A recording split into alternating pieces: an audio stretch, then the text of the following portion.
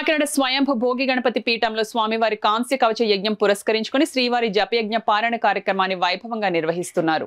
97వ శ్రీవారి జపయజ్ఞ పారాయణ కార్యక్రమం ఘనంగా జరిగింది. తెల్లవారుజాము నుండి పెద్ద సంఖ్యలో భక్తులు తరలివచ్చి స్వామివారి అభిషేకాలు, ప్రత్యేక పూజలు శాస్త్రోక్తంగా జరిపించారు. పీఠం ఉపాసకులు దూసలపూడి రమణరాజు పూజా కార్యక్రమంలో పాల్గొన్న భక్తులతో పూజా కార్యక్రమాన్ని జరిపించారు.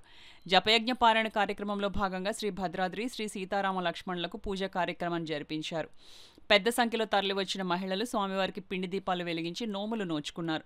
పీఠం ఉపాసకులు రమణరాజు మాట్లాడుతూ జపయజ్ఞ పూర్తయిన తర్వాత పూజలో పాల్గొన్న మహిళలతో త్రినాద వ్రతాలు చేయించనున్నట్లు చెప్పారు. పూజలో పాల్గొన్న మహిళలకు పీఠం తరపున పసుపు కుంకుమ ప్రసాదంతో కూడిన తాంబూలం అందించారు. ఈ కార్యక్రమంలో పెద్ద సంఖ్యలో భక్తులు, మహిళలు పాల్గొన్నారు. ఆ స్వామి వారిని ఆరాధన చేయడం వల్ల ఈ కలియుగంలో ఉన్నటువంటి ఈ కష్ట నష్టాల నుంచి ఎటువంటి జాతకాల వారైనా సరే కూడా, ఎటువంటి గ్రహ దోషాలు ఉన్నా సరే కూడా వాటి నుంచి విముక్తి చెందేటువంటి గొప్ప అవకాశం ఉంటుంది. కాబట్టి మీ ఇళ్లలో గోవింద నామాలతోటి శ్రీవారి యొక్క వ్రత పూజ చేసుకునేటువంటి భాగ్యాన్ని పొందండి.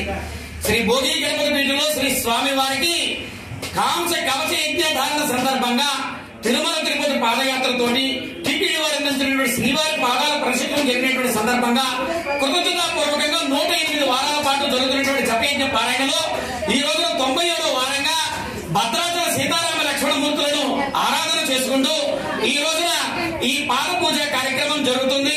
ఈ విధంగా 108 వారాలు పూర్తి చేసుకుని కార్తీక మాసంలో తిరుమల తిరుపతి బస్సు యాత్ర చేసుకోవడం ద్వారా ఇక్కడ కోల సంబరము, అదే విధంగా కళ్యాణము, భారీ అన్న సమారాధన కార్యక్రమాలు జరుగుతాయి. అదే విధంగా ఈ యొక్క జపయజ్ఞ పారాయణలో 7 వారాల పాటు 7 దీపాలని, ఈ యొక్క దీపజ్యోతులు వెలిగించే పిండి దీపాలతో కార్యక్రమాలు కూడా శ్రీవారి భక్తులు నిర్వహించుకుంటూ ఉన్నారు. ఈ కార్యక్రమాలన్నీ పూర్తయిన తర్వాత వచ్చే ఉగాది నుంచి ఈ యొక్క ఆరాధకుల గృహాల్లో త్రినాద వ్రతాన్ని నిర్వహించేటువంటి కార్యక్రమాన్ని ప్రారంభించడం జరుగుతుంది.